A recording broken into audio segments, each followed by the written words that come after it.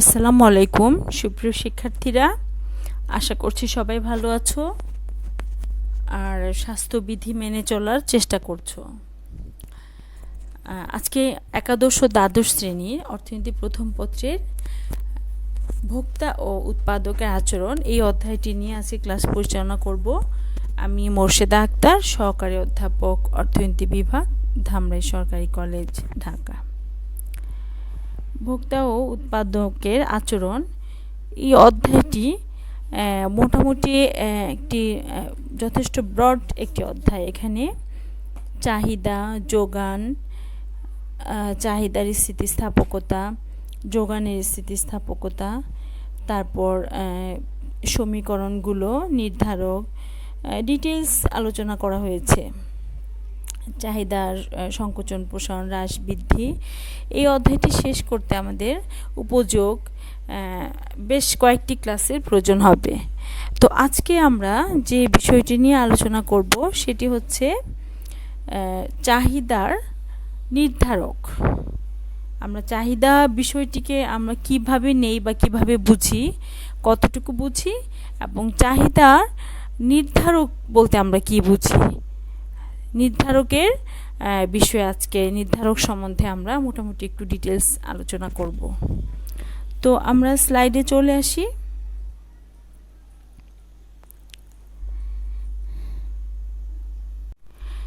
চাহিদার নির্ধারক সম্বন্ধে জানার পূর্বে আমাদের যে বিষয়টি জানতে হবে সেটি হচ্ছে চাহিদা কি। চাহিদা কি, তারপরে আমরা চাহিদার নির্ধারকগুলো সম্বন্ধে জানব। চাহিদা বলতে আমরা কি বুঝি? সাধারণত আমরা নন ইকোনমিক সেন্সে বুঝে থাকি যে কোনো কিছু চাওয়াকেই চাহিদা বলে, অর্থাৎ আমি কিছু চাইলেই সেটা চাহিদা। কিন্তু আমরা অর্থনীতির স্টুডেন্ট হিসেবে বা অর্থনৈতিক দৃষ্টিকোণ থেকে কিন্তু শুধু চাওয়াকেই চাহিদা বলে না। চাহিদার সাথে আরও কতগুলো বিষয় জড়িয়ে আছে, যেমন একটি নির্দিষ্ট সময় থাকবে, কোনো কিছু চাওয়ার নির্দিষ্ট একটি সময় থাকবে, বা এখানে একটি দ্রব্য থাকবে, দ্রব্যের দাম থাকবে, সেই দামে যে চাইবে বা যে ক্রেতা তার ক্রয় করার ক্ষমতা থাকতে হবে, অথবা ক্ষমতা আছে কিন্তু তার সেই দ্রব্যটি সে দামে কেনার ইচ্ছা নাই, কাজেই তার ইচ্ছাও থাকতে হবে। সব কিছু মিলে যখন কেউ একটি দ্রব্য চাইবে, যে দ্রব্যের নির্দিষ্ট সময় নির্দিষ্ট দাম জেনে শুনে সে তার আর্থিক সামর্থ্য আছে দ্রব্যটি ক্রয় করার, এবং সে দ্রব্যটি চাইলো, তখন সেটাকে আমরা চাহিদা বলবো। তো যে কারণে একটি চাহিদা হতে গিয়ে বা চাহিদা সৃষ্টি হওয়ার পেছনে অনেকগুলো বিষয় অঙ্গাঙ্গিভাবে জড়িয়ে আছে। এই যে আমরা চাহিদার নির্ধারক বলতে আমরা এই বিষয়টাকে বুঝি যে কোন বিষয়গুলো চাহিদার পরিমাণটাকে নির্ধারণ করে বা চাহিদা সৃষ্টি করে। যেসব উপাদানের উপর ভিত্তি করে চাহিদার পরিমাণ নির্ধারিত হয় তাকে চাহিদার নির্ধারক বলা হয়। এখন যেসব উপাদানের উপর ভিত্তি করে আমি কতটুকু চাইবো তার পরিমাণটা নির্ধারিত হয় তাকে বলা হয় চাহিদার নির্ধারক। আমরা যদি চাহিদা অপেক্ষক দেখতে পাই যে Q X equal function of P X T, capital T, capital I, capital R, capital N, small T, capital A, capital G এবং আইটি, এই সবগুলো বিষয়ই চাহিদার পরিমাণকে নির্ধারণ করে। এখানে কিউ এক্স দিয়ে বোঝানো হয়েছে একটি দ্রব্য যদি এক্স হয় সেটির পরিমাণ, কোয়ান্টিটি, কিউ দিয়ে যেটা আমরা মিন করব কোয়ান্টিটি অফ এক্স, মানে এক্স দ্রব্যের পরিমাণ। তারপর ফাংশন, নির্ভরশীলতার যে বিষয়টা সেটি পি এক্স, এক্স দ্রব্যের প্রাইস অফ এক্স, এক্স দ্রব্যের দাম। টি, টি দিয়ে আমরা বোঝাবো এই যে আমি একটু আগে বলেছিলাম যে সময়, একটি নির্দিষ্ট সময়ে যখন একটি নির্দিষ্ট দামে কেউ কোনো একটি দ্রব্য চাইবে তখন তাকে চাহিদা বলা হবে। তো এই সময়টি হচ্ছে টি। টি দিয়ে আমরা সময় মিন করব।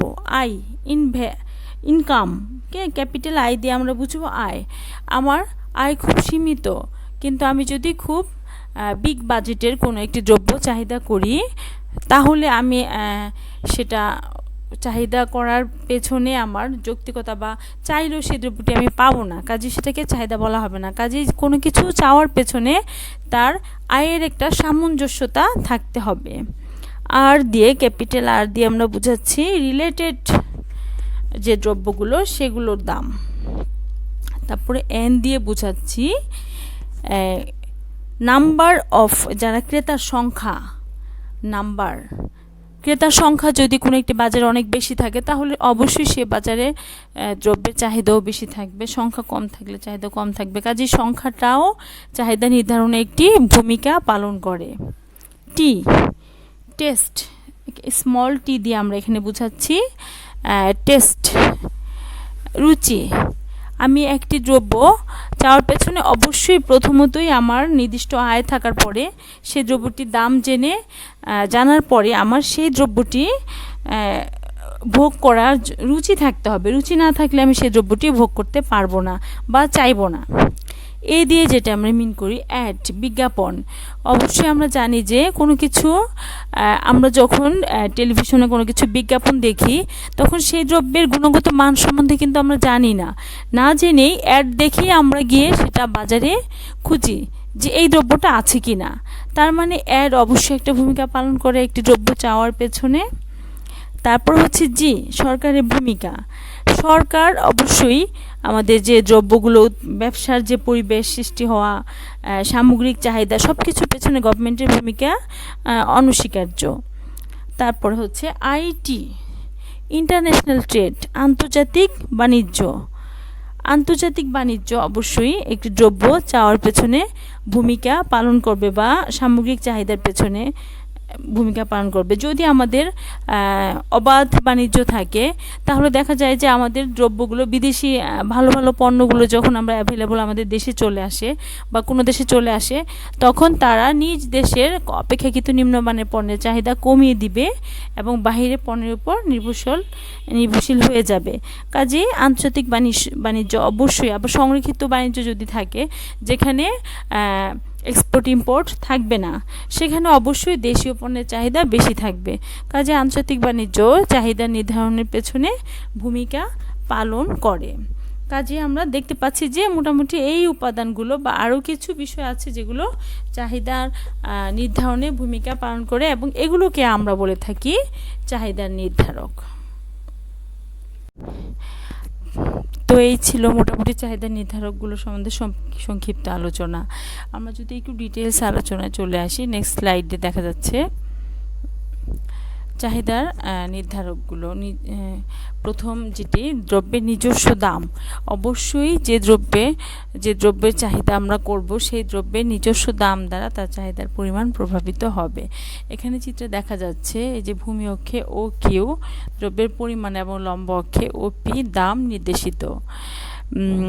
এখানে এই বিন্দুতে P1 দামে চাহিদার পরিমাণ হচ্ছে Q1। যদি কোনো কারণে দাম কমে P2 হয় তাহলে চাহিদার পরিমাণ বেড়ে এখানে Q2 দাঁড়াবে, যা বি বিন্দু দ্বারা নির্দেশিত। এই যে আর বি বিন্দু যোগ করে যদি আমরা ডিডি চাহিদা রেখা পাই, যেটিতে দেখা বাম থেকে ডান দিকে নিম্নগামী, এখানে দেখা যাচ্ছে যে দামের পরিমাণ কমে গেলে চাহিদার পরিমাণ বেড়ে যাচ্ছে। আবার দামের পরিমাণ যদি আমরা বিপরীতভাবে বলি যে P2 থেকে P1-এ চলে যায় তখন চাহিদার পরিমাণ Q1 থেকে Q2 থেকে Q1-এ চলে আসবে, অর্থাৎ দাম বাড়লে চাহিদার পরিমাণ কমবে। অর্থাৎ দ্রব্যের নিজস্ব দাম দ্বারা একটি দ্রব্যের চাহিদার পরিমাণ প্রভাবিত হয়। দ্বিতীয় নির্ধারকটি হচ্ছে সময় দ্বারা অবশ্যই চাহিদা প্রভাবিত হয়। যেমন আমরা যদি শীতকালে কোনো পোশাকের চাহিদা করি, অবশ্যই আমি শীতকালীন মোটা কাপড় বা রেশমি কাপড়, শীতকালীন যে বস্ত্রগুলো সেগুলোর চাহিদা করব। শীতকালে অবশ্যই সুতি পাতলা গরমে পরার জন্য আরামদায়ক ড্রেসগুলোর চাহিদা কম থাকবে। কাজে আবার গ্রীষ্মকালে আবার শীতকালীন পোশাকের চাহিদা কম থাকবে। কাজে সময় দ্বারা অবশ্যই একটি দ্রব্যের চাহিদা প্রভাবিত হয়। আয় তৃতীয় নির্ধারক আমাদের। আয় দ্বারা অবশ্যই ব্যক্তির আয় দ্বারা দ্রব্যের চাহিদার পরিমাণ প্রভাবিত হবে। যে প্রত্যেকে তার আয় অনুসারেই ব্যয় করে থাকে বা দ্রব্যের চাহিদা করে থাকে।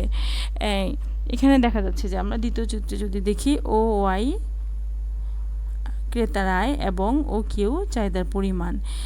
এই বিন্দুতে দেখা যাচ্ছে ও ওয়াই পরিমাণ আয়ের চাহিদার পরিমাণ ও কিউ ওয়ান। আয় যদি কোনো কারণে বেড়ে ও ওয়াই টুতে দাঁড়ায় তাহলে চাহিদা পরিমাণ বেড়ে কিউ টু হবে। অর্থাৎ দেখা যাচ্ছে যে আয় বাড়ার কারণে চাহিদা পরিমাণ বেড়ে যাচ্ছে, অর্থাৎ আয় ও চাহিদার মধ্যে বিপরীতমুখী সম্পর্ক। এখানে এটি একটি স্বাভাবিক দ্রব্য। আবার নিকৃষ্ট দ্রব্যের ক্ষেত্রে দেখা যায় আয়ের সাথে চাহিদা এখানে দেখা যাচ্ছে যে আয়ের সাথে চাহিদার সমমুখী সম্পর্ক।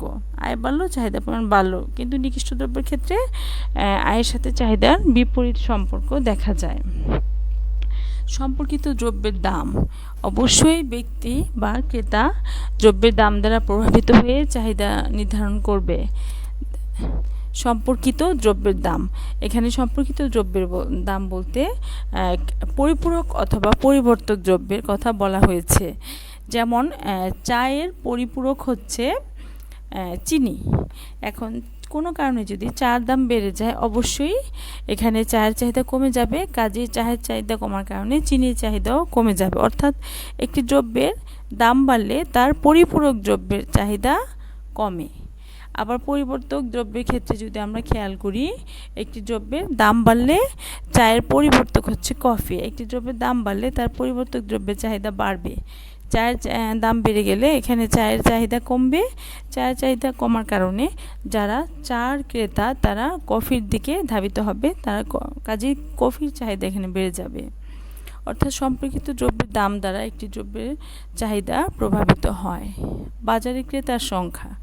অবশ্যই বাজারে যদি ক্রেতার সংখ্যা বেশি থাকে চাহিদার পরিমাণ বেশি থাকবে, ক্রেতার সংখ্যা কম থাকলে চাহিদার পরিমাণ কম থাকবে।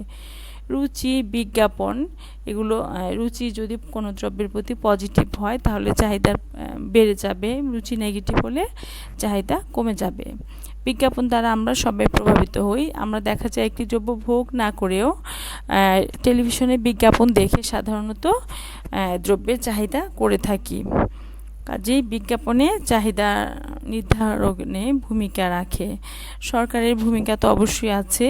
আন্তর্জাতিক বাণিজ্য, যদি একটি দেশে আন্তর্জাতিক বাণিজ্য থাকে তাহলে দেখা যায় যে দেশীয় পণ্যের চাহিদা কমে যায়, বিদেশি ভালো মানের পণ্য যেগুলো সেগুলোর চাহিদা বেড়ে যায়। আবার আন্তর্জাতিক বাণিজ্য যদি না থাকে তখন দেখা যায় সবাই দেশীয় পণ্যের প্রতি ঝুঁকে পড়ে, অর্থাৎ দেশীয় পণ্যের চাহিদা বাড়ে। আয়ের বন্টন। সমাজে সুষম আয়ের বন্টন হলে অবশ্যই চাহিদার পরিমাণ বাড়বে, কারণ মোস্ট অফ পিপুল সেখানে চাহিদার পরিমাণ বাড়াতে ভূমিকা পালন করবে। এখন আমরা নেক্সট স্লাইডে চলে আসি। চাহিদার সংকোচন ও প্রসারণ। চাহিদার সংকোচন ও প্রসারণ বলতে আমরা কি বুঝি? সংকোচন মানে কমে যাওয়া, আর প্রসারণ মানে হচ্ছে বেড়ে যাওয়া। এখানে আমরা চাহিদার যে নির্ধারকগুলো পড়েছি, দাম ছাড়া অন্যান্য নির্ধারক অপরিবর্তিত থেকে যদি কোনো কারণে কোনো দ্রব্যের দামের পরিবর্তন হয় তাহলে যে চাহিদার পরিবর্তন হয় তাকে বলা হয় চাহিদার সংকোচন প্রসারণ। এখানে দাম ছাড়া অন্য নির্ধারকগুলো অপরিবর্তিত থাকবে, শুধুমাত্র একমাত্র দাম নির্ধারকটি পরিবর্তিত হবে। চিত্রে যদি আমরা দেখতে পাই, ভূমি অক্ষে দ্রব্যের চাহিদার পরিমাণ দেখানো হয়েছে এবং লম্ব অক্ষে দাম দেখানো হয়েছে, যে পিএক্স এক্স দ্রব্যের দাম আর এই কিউএক্স হচ্ছে এক্স দ্রব্যের চাহিদার পরিমাণ। এখানে যদি এই বিন্দুতে আমরা দেখতে পাই যে এই বিন্দুতে P1 দামে চাহিদার পরিমাণ হচ্ছে Q1। এখানে অন্যান্য নির্ধারক অপরিবর্তিত থেকে যদি দ্রব্যের দাম কোনো কারণে কমে যায়, P1 থেকে P2তে দাঁড়ায়, তখন চাহিদার পরিমাণ Q1 থেকে বেড়ে Q2তে চলে যাবে। অর্থাৎ দেখা যাচ্ছে যে দাম কমে গেলে চাহিদার পরিমাণ বেড়ে যায়, এখানে অন্যান্য নির্ধারক অপরিবর্তিত।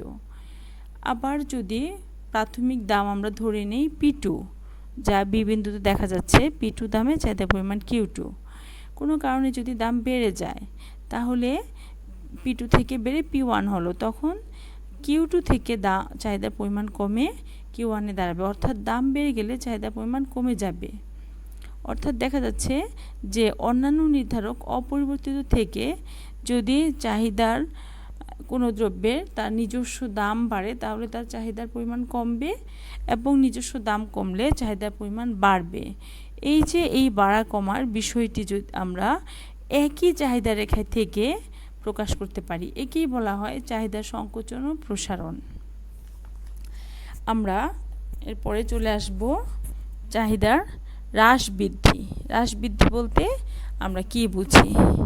চাহিদার হ্রাস বৃদ্ধি বলতে কোনো কারণে দাম, এখানে দাম ছাড়া অন্য নির্ধারকগুলো আগে ছিল অপরিবর্তিত, আর চাহিদার হ্রাস বৃদ্ধির ক্ষেত্রে দাম অপরিবর্তিত থেকে যদি অন্যান্য নির্ধারকগুলোর পরিবর্তনের কারণে চাহিদার পরিবর্তন হয় তাহলে আমরা তাকে বলবো চাহিদা হ্রাস বৃদ্ধি বা চাহিদা রেখার স্থানান্তর। এখানে চাহিদা রেখাটি স্থানান্তরিত হয়, অর্থাৎ বাম দিকে বা ডান দিকে শিফট করে।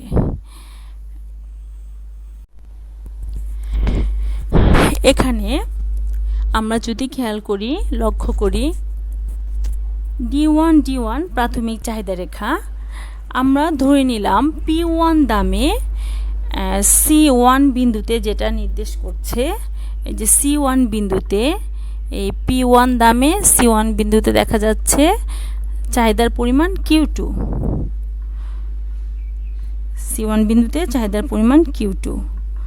আবার P2 দামে চাহিদার পরিমাণ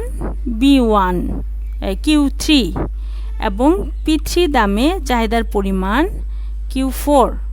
অর্থাৎ এই যে এই যে দাম P1 ছিল Q2 C1 বিন্দু দ্বারা যেখানে দেখানো হয়েছে, P2 দামে চাহিদার পরিমাণ Q3 B1 বিন্দু দেখানো হয়েছে। অর্থাৎ দেখা যাচ্ছে দামগুলো বাড়লে চাহিদার পরিমাণগুলো শো করে কমছে অটোমেটিক। এই বিন্দুগুলো আমরা যোগ করে D1 চাহিদা রেখা পেলাম।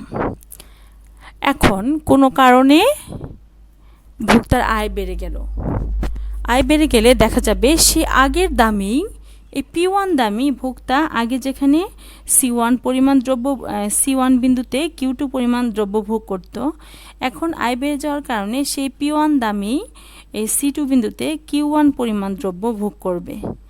আবার P2 দামে সে আগে ভোগ করত Q3 পরিমাণ দ্রব্য, এখন ভোগ করবে এই যে এই B2 বিন্দুতে চলে আসবে এই Q2 পরিমাণ দ্রব্য ভোগ করবে। Q3 পরিবর্তে সে Q2-তে চলে আসবে, এই যে B2 বিন্দুতে Q2 পরিমাণ দ্রব্য ভোগ করবে।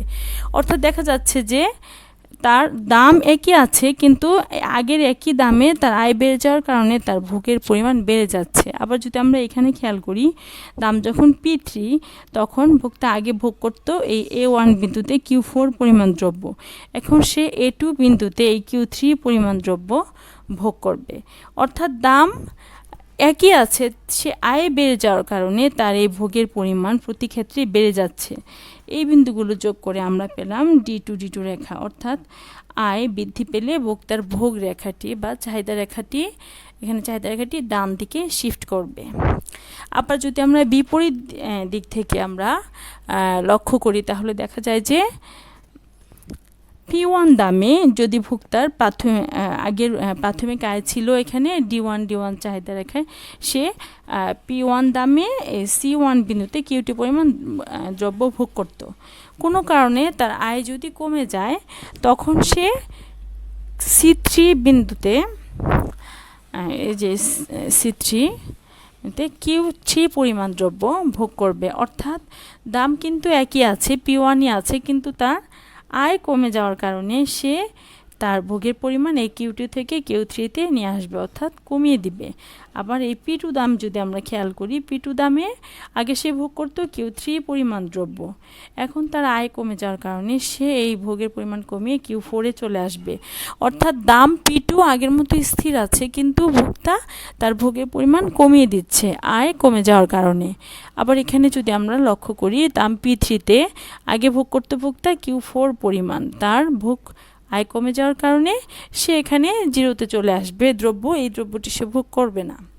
অর্থাৎ দেখা যাচ্ছে যে এখানে C3 B3 এবং A3 বিন্দুগুলো যোগ করে আমরা যে রেখাটি পাবো সেটি D3 রেখা, চাহিদা রেখা। অর্থাৎ ভোগ হ্রাস পেলে চাহিদা রেখাটি বাম দিকে শিফট করবে। অর্থাৎ দেখা যাচ্ছে যে দাম ফিক্সড,